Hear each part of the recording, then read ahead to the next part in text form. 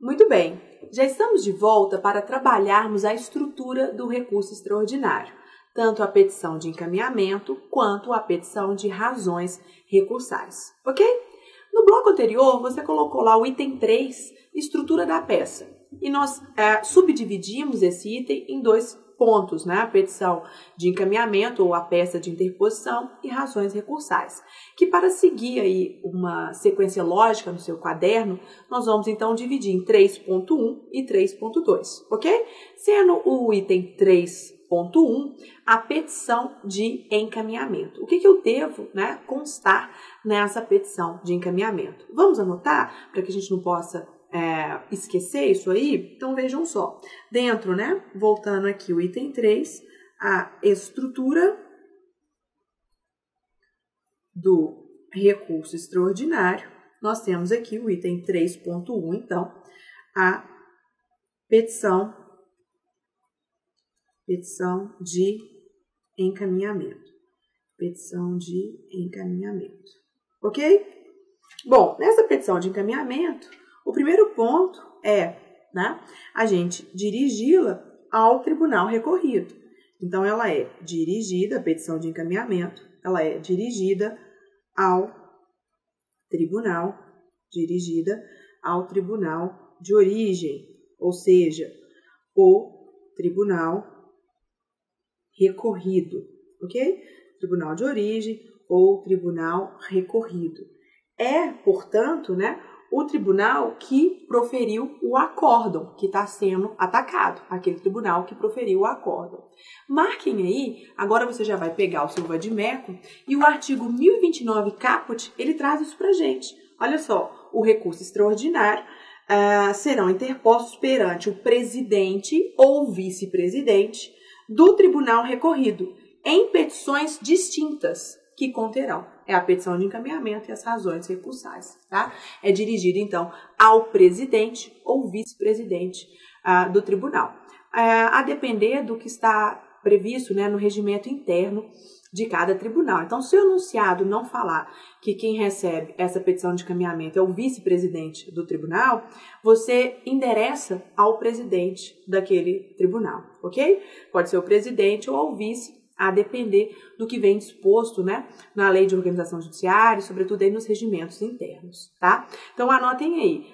Quanto ao endereçamento, eu já vou destacar, usar o marca-texto aí para destacar o artigo 1029 caput, né, inicialmente do CPC. E aí, ao destacar o artigo 1029 caput, né, a gente sabe que, então, eu vou endereçar da seguinte forma: na sua peça, sem abreviar, excelentíssimo senhor desembargador presidente, ou você pode colocar excelentíssimo senhor desembargador, né, vice-presidente, se o enunciado mencionar, presidente ou vice-presidente, ok? Do Tribunal de Justiça do Estado, 3 pontinhos, se não for dado pelo enunciado, ou excelentíssimo senhor presidente do TRF da 3 pontinhos tal, né, região. Assim que vai ficar o endereçamento da sua petição de encaminhamento. Tranquilo? Próximo passo aqui é a gente trabalhar, então, o preâmbulo dessa petição, né, de encaminhamento. Preâmbulo, vejam só, da petição de encaminhamento. Vejam só. Bom, aqui no preâmbulo eu tenho 2 pontos a destacar. É importante, então, que você identifique. Você tem que identificar e qualificar, né? Identificar e qualificar o recorrente e o recorrido, ok?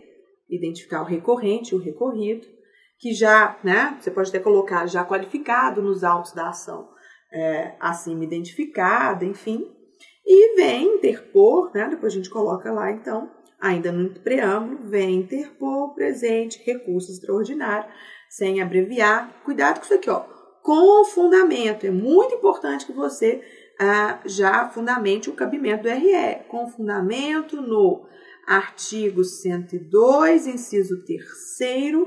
Aí eu tenho que colocar aqui, né, qual a linha que é a linha tal, combinado com, né, os artigos 1029 e seguintes, né, artigos 1029 e seguintes do CPC.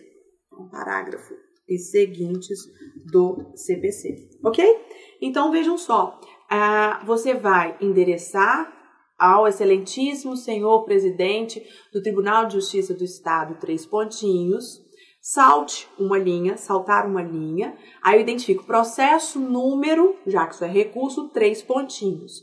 E depois, já então qualifico o recorrente, recorrido, e já trago nesse preâmbulo, vem interpor, em face do acórdão recorrido, né, o presente recurso extraordinário, com base no artigo 102, inciso 3º. Aí eu vou ver qual que é a hipótese, né, de cabimento, se é a linha A, B, C ou D, que nós trabalhamos no bloco anterior. Ok?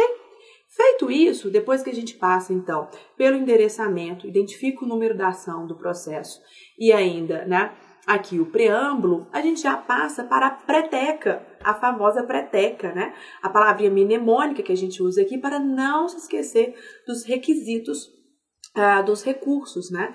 Via de regra, a gente vai sempre abrir um tópico, então, para colocá-los. Preteca, preparo, tempestividade e cabimento. Então, vamos lá. Tomem nota, voltem aqui comigo. O nosso próximo item aqui ainda, tá? Pessoal, na petição de encaminhamento, né? Vai ser, então, preteca. Aqui eu não esqueço, vocês vão ficar viciados em fazer isso. Ou seja, primeiro, o preparo. Aproveito aqui para você já destacar. Então, aí agora, você vai colocar o vídeo, né? Artigo 1007 do CPC. Artigo 1007 do CPC. Olha lá, aqui vai uma dica. Lá no artigo 1029, inciso 2, quando ele fala, né, exatamente, a gente já destacou aqui no vadimeco, do que deve conter a petição do recurso extraordinário, o inciso 2 coloca o seguinte: a exposição do fato e do direito, né, a síntese dos fatos e a fundamentação, e 2, a demonstração do cabimento do recurso interposto. Ele fala aqui do cabimento, nosso K do preteca.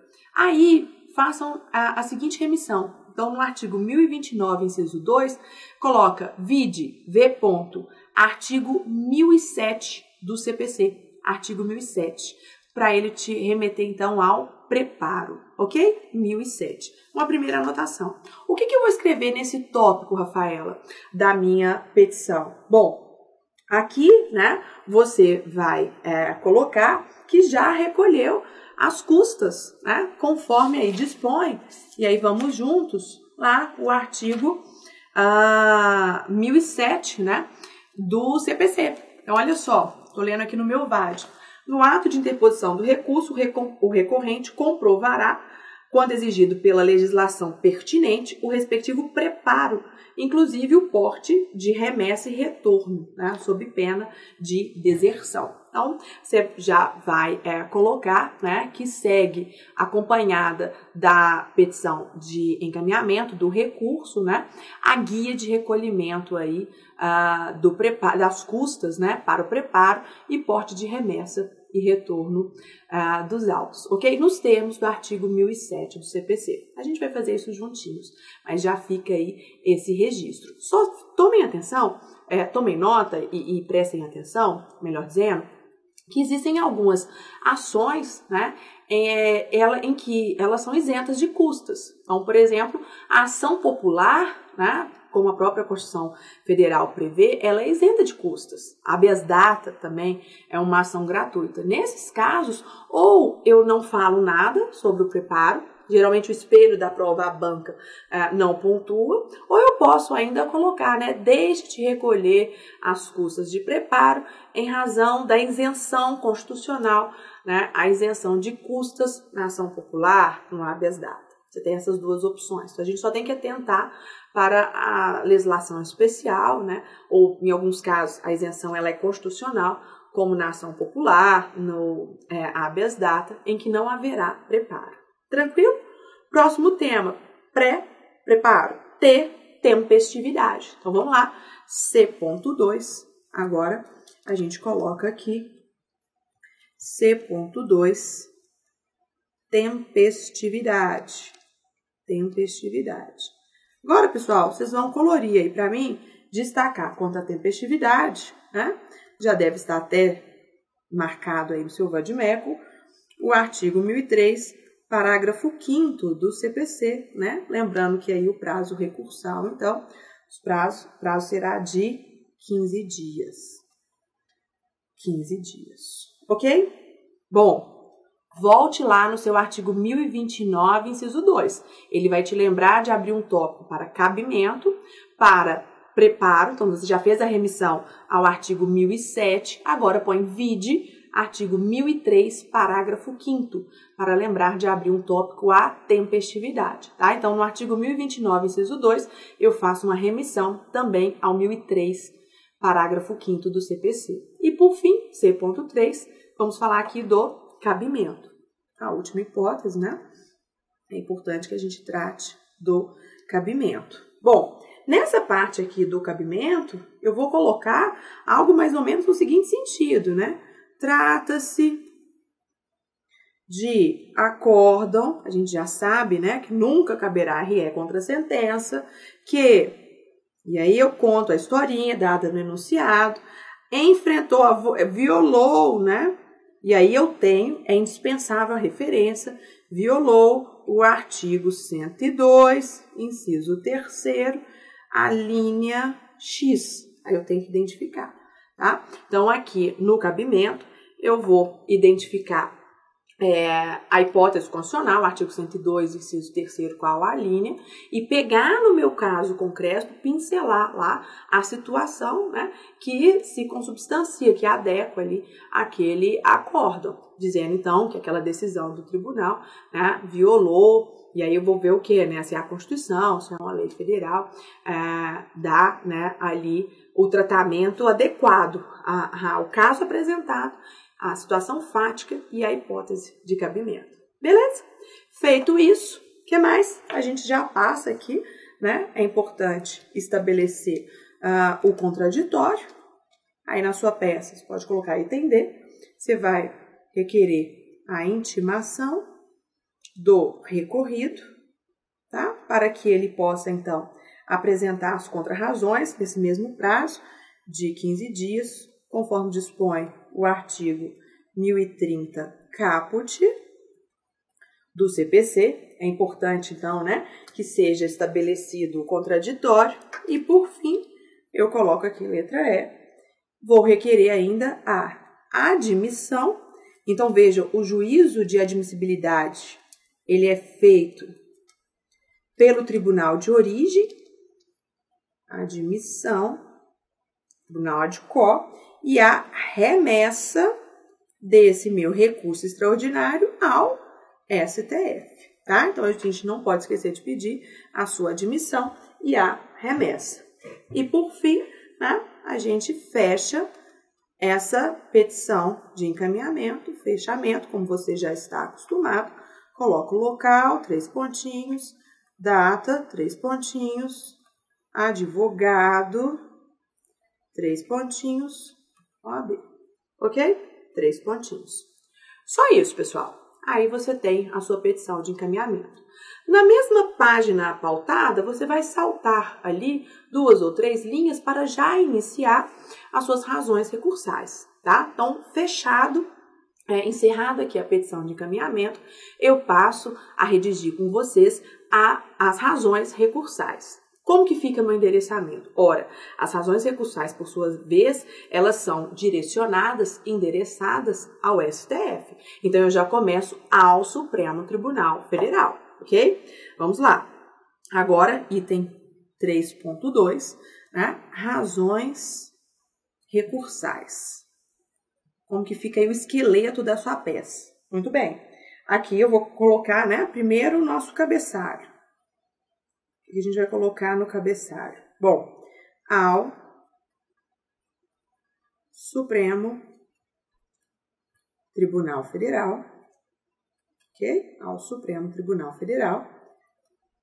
Destaco recorrente, na linha de baixo, né? Quem é o recorrido, que já foi identificado lá no preâmbulo da petição de encaminhamento, e aí no meio da folha centralizado você pode colocar das razões recursais. Das razões recursais. Muito bem, nesse tópico aqui, razões recursais, a gente inicia então o artigo 1029, ele também vai tratar desses elementos, primeiro, né, pela síntese dos fatos. Síntese dos fatos. Lembrar que aqui a OAB não costuma, né, pontuar, mas eu tenho que trazer de forma sucinta, né, os fatos trazidos no enunciado. Agora vem o requisito especial 2. Você vai fazer a gentileza de não se esquecer de abrir um tópico para tratar do pré-questionamento. Isso é importante. Pré-questionamento. E aí agora também já destaquem aí, vide artigo 1025 do CPC. Ok? Artigo 1025 do CPC. Muito bem. O pré-questionamento, ele ocorre quando o tribunal recorrido enfrenta, ventila, decide, essas são palavras-chave, né? A questão constitucional debatida no processo. Então, vejam só, eu tenho que demonstrar, e esse é um ônus, né, do recorrente, que o tribunal recorrido, ele enfrentou aquela matéria constitucional. Se ele não o fez voluntário ou expressamente, aí eu posso até ser no caso, né, se não houve esse enfrentamento expresso e voluntário no acordo pelo próprio tribunal, interpor embargos declaratórios. São chamados embargos declaratórios pré-questionatórios, que tem exatamente esse intuito, essa finalidade de pré-questionar a matéria, ok? Então, é importante, né, que a matéria ela esteja pré-questionada. O que vai te ajudar a construir essa linha, esse parágrafo no tópico que você vai abrir da sua peça do pré-questionamento? O artigo 1025 do CPC. Confira ele junto aí comigo, tá? E como que fica? Como que eu vou escrever isso na minha peça? Olha só, vou te dar uma sugestão aqui de redação para você, então, lembrar, né, de falar do pré-questionamento. Você pode, para sua peça, então, né, trazer algo da seguinte forma. O tribunal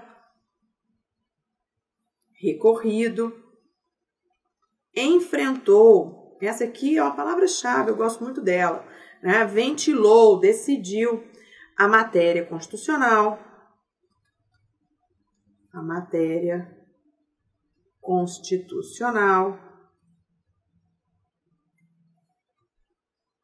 debatida no processo, ok?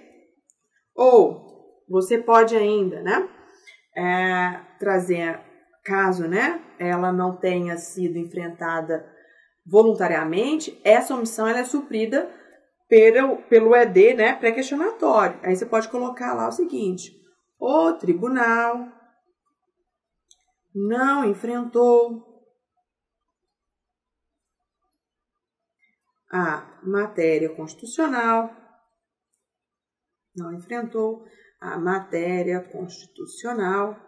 ok? Mas o recorrente apresentou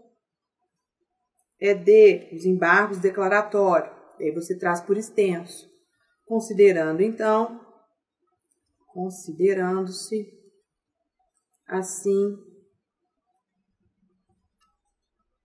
pré-questionada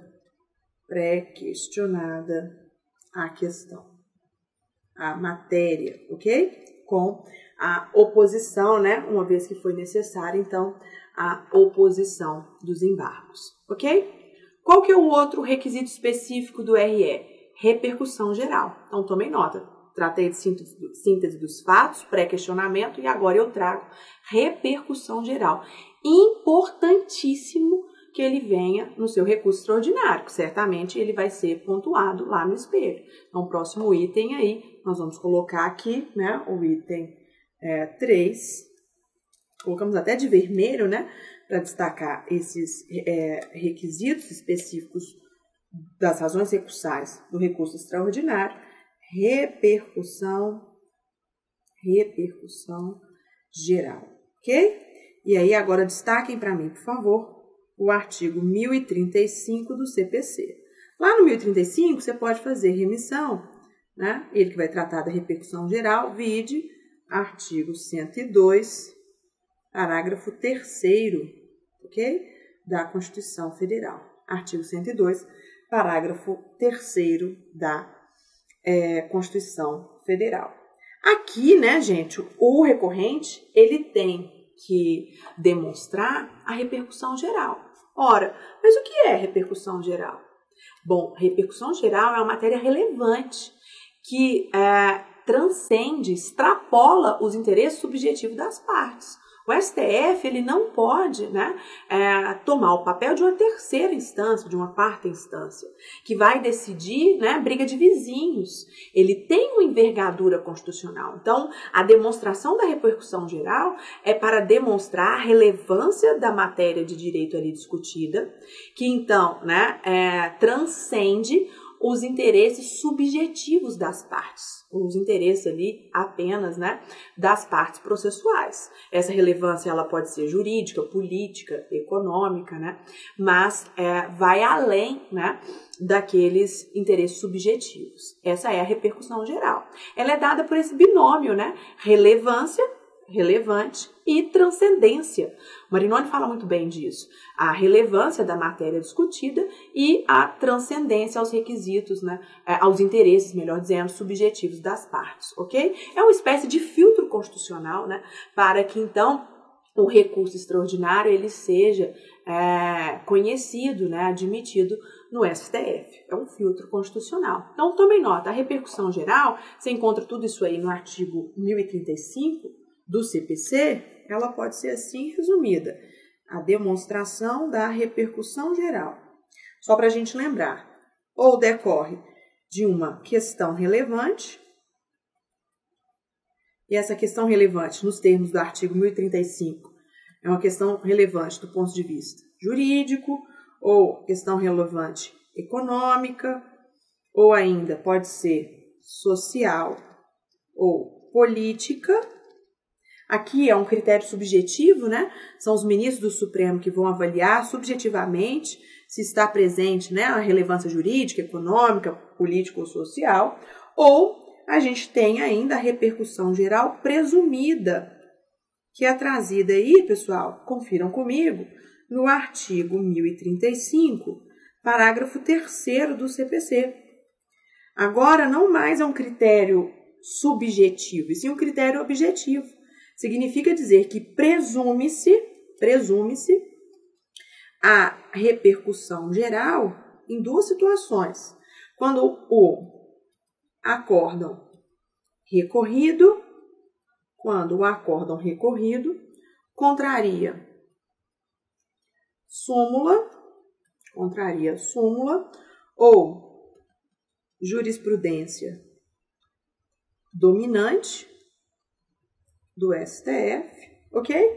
Ou ainda a repercussão geral presumida quando o acórdão recorrido declarou a inconstitucionalidade de tratado ou de lei federal. Federal. Você vai colorir isso aí no artigo 1035, parágrafo 3º, em que presume-se a repercussão geral, tá? Mas não posso esquecer de abrir esse tópico para demonstrar a relevância, né, da matéria ali atacada. E aí eu sigo os demais elementos. Qual que é o próximo? Fundamentos jurídicos. Os fundamentos, então, jurídicos do meu recurso extraordinário. Vejam só, o item 4 aí, né, das nossas razões recursais, da peça de razões, serão os fundamentos jurídicos, que eu vou adequar, né, ao caso apresentado pela banca, depois trago dos pedidos e requerimentos, dos pedidos, que vão ser 2, hein? Aqui eu tenho 2 palavras-chave também. O meu pedido é que o recurso extraordinário, ele seja conhecido, né? Tendo em vista o preenchimento dos requisitos de admissibilidade e que ele seja provido. O provimento do recurso extraordinário, ele pretende o quê? Reformar o acórdão, provido para reformar o acórdão, né, que está sendo, então, impugnado, a fim de quê? E aí, eu trago, né, qual que é o meu objetivo com esse recurso extraordinário? Reformar o acórdão para adequar a situação. E, por fim, aqui nos pedidos, mas eu ainda vou trazer a inversão do ônus da sucumbência, né? Inversão do ônus da sucumbência. Se eu perdi lá no acórdão, eu tenho que, então, requerer a inversão do ônus da sucumbência. Ok? Feito isso, então vejam só, né? O elemento final que nós vamos trazer aí já é o fechamento. Então, deixa eu só voltar aqui na tela para ver a numeração que a gente estava seguindo. Aqui eu estou usando números romanos, né? 1, síntese dos fatos, pré-questionamento, repercussão geral, fundamentos, pedidos, e tem 6 aqui, para a gente fechar, então, o fechamento. E aí você coloca, então, né? Mesma coisa, local, 3 pontinhos, data, 3 pontinhos, advogado, 3 pontinhos, OAB, 3 pontinhos. Tranquilo? Tá aí a estrutura, né? O esqueleto das suas razões recursais. Ok? Bom, quero treinar. Isso aí, né? Ficou muito claro. Mas como que eu faço? Vamos fazer juntos uma peça? Vejam só, vou trazer aqui para vocês um caso que já caiu, então, no exame de ordem. Lá, então, no nosso enunciado. Vejam só, nós já conhecemos esse enunciado. Eu o trouxe no bloco anterior, quando nós estudamos aqui as hipóteses de cabimento. É aquele caso em que o Tribunal de Justiça do Estado J julga improcedente uma ADI proposta pelo prefeito do município W, tendo o acórdão declarado constitucional a norma de lei orgânica municipal. Então, eu tenho aqui uma lei local que foi declarada válida, né? E que dispõe que o prefeito e o vice-prefeito não podem ausentar-se do país por qualquer período sem autorização da Câmara Municipal. Então, lei local contestada em face da Constituição Federal, tá? Uma vez que nós tivemos aí, né, um acórdão julgando improcedente, um acórdão que julgou improcedente a ADI proposta, ele dá validade a essa lei local. Estão lembrados? O enunciado trouxe, no prazo recursal, foram ofertados embargos declaratórios, improvidos. Então, vejam, né? Para suprir a omissão, houve a imposição dos embargos, com os fins pré-questionatórios. Independentemente se o ED ele é provido ou improvido, ele vale como pré-questionamento. Então, pré-questionada está a matéria. Essa pista, né? Ela também veio no enunciado. E aí, contratado como advogado, segue o enunciado dizendo, pelo prefeito do município, após a decisão proferida nos embargos declaratórios, apresente a peça cabível. Olha que interessante o que a FGV trouxe aí no gabarito comentado. O tema apresentado diz respeito à aplicação do princípio da simetria aos afastamentos determinados na legislação municipal, tendo em vista as regras constitucionais pertinentes ao presidente da República. Você deve estar se lembrando aí dessa regrinha na Constituição. Do acórdão prolatado pelo Tribunal de Justiça em julgamento de ADI da lei municipal, cabe recurso extraordinário. Primeiro fundamento jurídico, por quebra do princípio da simetria constitucional, né? Por ser o artigo 83 da Constituição Federal uma norma de repetição obrigatória. Então, lembre-se, lá na Constituição Federal, cabe ao Congresso Nacional, isso está tanto no artigo 83 quanto no artigo 49, que trata das competências do Congresso Nacional, autorizar o presidente da República e o vice-presidente da República, ok? quando eles se ausentam do país por mais de 15 dias. Vejam que, então, em um período inferior a 15 dias, não depende de autorização do Congresso Nacional. Logo, não pode vir uma lei local, uma lei municipal e prever de forma diversa para o município, né? Vejam que a lei orgânica desse município ela é muito mais rígida, muito mais gravosa. Qualquer período de tempo em que o prefeito ou vice se ausentasse, ele precisaria de autorização da Câmara Municipal. Não faz sentido. Se não é exigida essa prévia autorização do Congresso Nacional para presidente e vice-presidente da República, por que exigi-la a prefeito e vice-prefeito? Então, a afronta ao princípio da simetria, uma norma de repetição obrigatória, né, por trazer à lei orgânica um requisito que não encontra assento na Constituição Federal. Eu tenho, repito, mais uma vez, uma lei local indo de encontro, afrontando, contestada em face da Constituição Federal. E esse foi um caso concreto. O gabarito comentado trouxe até ementa, né, do que já foi analisado pelo STF. Olha só, confira aí comigo.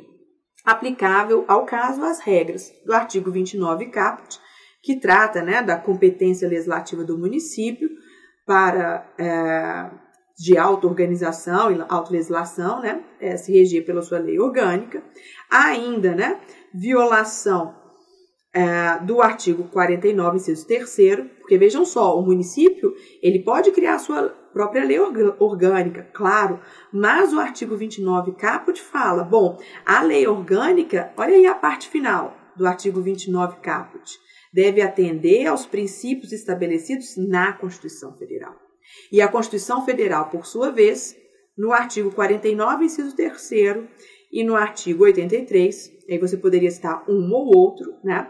Ela exige a autorização do Congresso Nacional somente quando o presidente ou vice se ausentam do país por mais de 15 dias. É importante, então, que exceda 15 dias. No gabarito comentado, veio aí a ementa, né, do RE 317-574, que é aqui de Minas Gerais.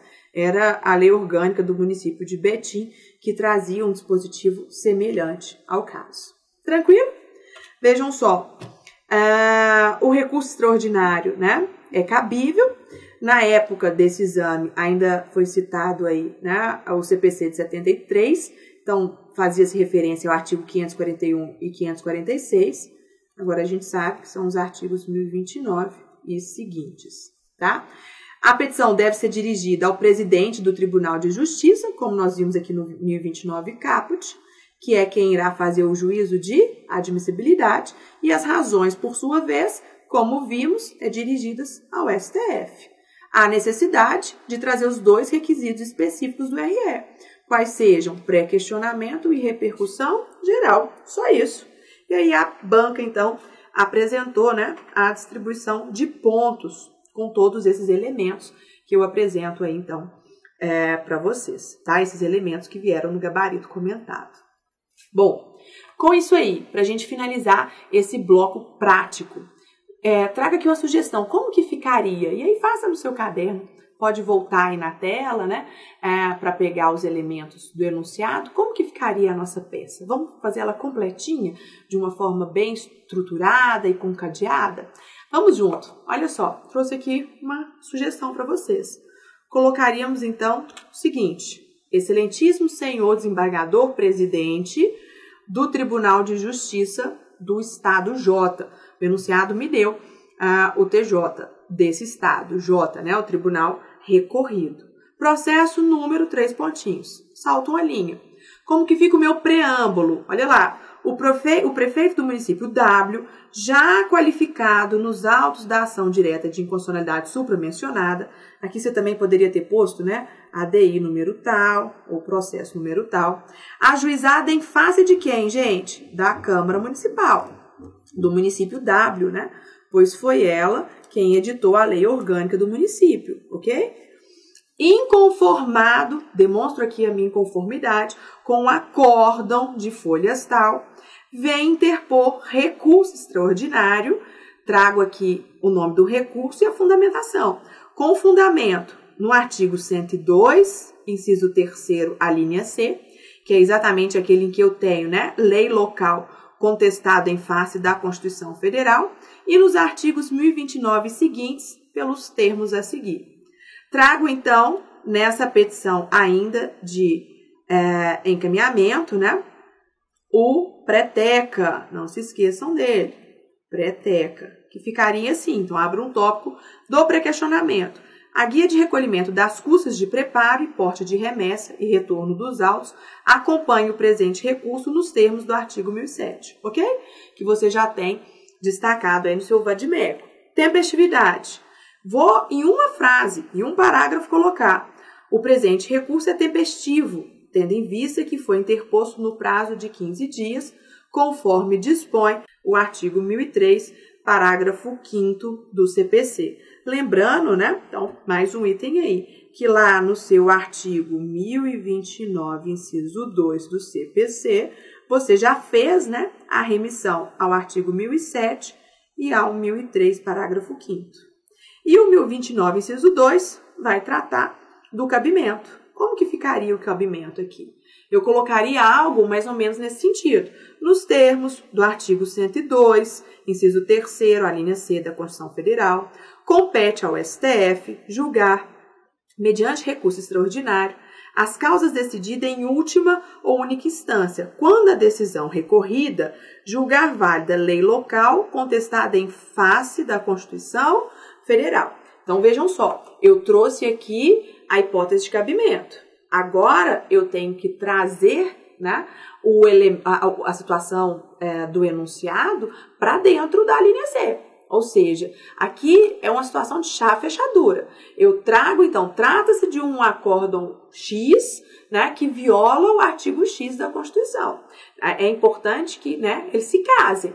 Trago a hipótese de cabimento e o meu caso, que ele vai se adequar, né, consubstanciar ali a norma constitucional, tá? Então, no primeiro parágrafo, eu transcrevi, né, a linha C do artigo 102, inciso 3º. Como que eu adequo isso ao meu enunciado, ao meu caso? Aí, vejam só, no parágrafo seguinte, então, eu colocaria assim: no caso em comento, então, na presente ação, no presente recurso, o acórdão recorrido declarou constitucional, não foi isso? A norma da Lei Orgânica Municipal, que dispôs que o prefeito e o vice-prefeito do município W não poderiam se ausentar do país por qualquer período, sem autorização da Câmara Municipal. Em afronta o quê? Direta. Então, eu tenho aqui a lei local em afronta direta ao previsto no artigo 83 da Constituição Federal. Vejam que aqui eu nem preciso de detalhar o artigo 83, que eu vou fazer isso lá na parte da fundamentação jurídica. Eu só tenho que demonstrar que, no meu caso, eu tenho uma lei orgânica que violou a Constituição, uma lei local que violou a Constituição, o artigo 83 da Constituição Federal. Chave e fechadura, ok? Fechamos isso aí?